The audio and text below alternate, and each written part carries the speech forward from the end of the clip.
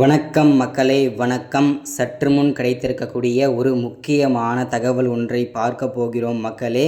சற்று முன் விளையாட்டுத்துறை அமைச்சராக இருக்கும் உதயநிதியின் கொச்சி பண்ணை வீட்டில் சிக்கியது 2500 கோடி மூட்டை மூட்டையாக சிக்கியிருக்கிறது. அமலாக்கத்துறைக்கு ரகசிய தகவல் கிடைத்திருந்தது. இந்த ரகசிய தகவலின் அடிப்படையில் தான் இந்த 25,000 கோடி கிடைத்திருக்கிறது. இது எங்கு கிடைத்திருக்கிறது, யாருடைய பணம் அப்படின்றத பற்றி இந்த ஒரு வீடியோவில், இந்த ஒரு காணொலியில் நம்ம தெளிவாக துல்லியமாக பார்க்க போகிறோம் மக்களே.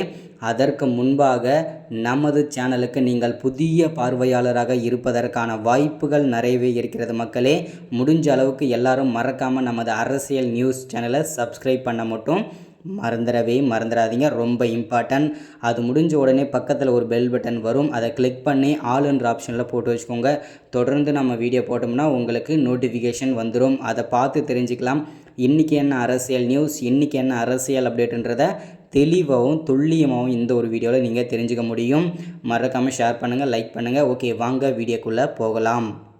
சற்று முன்பு கிடைத்திருக்கக்கூடிய ஒரு முக்கியமான பரபரப்பான அதிர்ச்சிகரமான ஒரு சோகமான செய்தின்னு கூட சொல்லலாம் திமுகவின் ஆட்சியை பொறுத்த வரைக்கும். ஏன்னா பார்த்திங்கன்னா கடந்த 2-3 மாதங்களாகவே திமுகவில் இருக்கக்கூடிய முக்கியமான மூத்த அமைச்சர்கள் எல்லாமே அமலாக்கத்துறை சிக்கி சின்ன பின்னமாக ஆகிட்டு வந்துட்டுருக்கிறது ஆல்மோஸ்ட் எல்லாருக்குமே நமக்கு தெரிஞ்ச விஷயந்தான். ஸோ அதில் பார்த்திங்கனாக்கா அந்த வரிசையில் மீண்டும் முக்கிய பள்ளி யாருன்னு பார்த்தீங்கன்னாக்கா விளையாட்டுத்துறை அமைச்சராக இருக்கும் உதயநிதியின் கொச்சி பண்ணை வீட்டில் பார்த்தீங்கன்னாக்கா 2500 கோடி கருப்பு பணம் மூட்டையாக சிக்கியிருக்கிறது.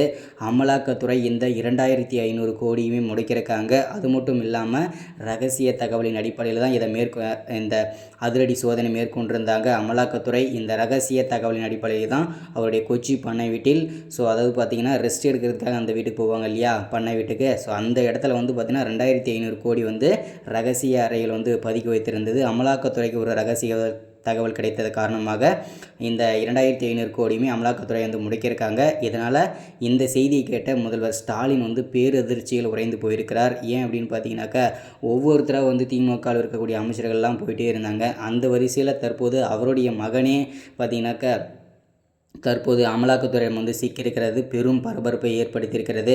அது மட்டும் இல்லாமல் அமலாக்கத்துறையிடமிருந்து இன்னொரு முக்கியமான அறிவிப்பும் கொடுத்துருக்காங்க உளவுத்துறை ரிப்போர்ட் மூலியமாகவும்.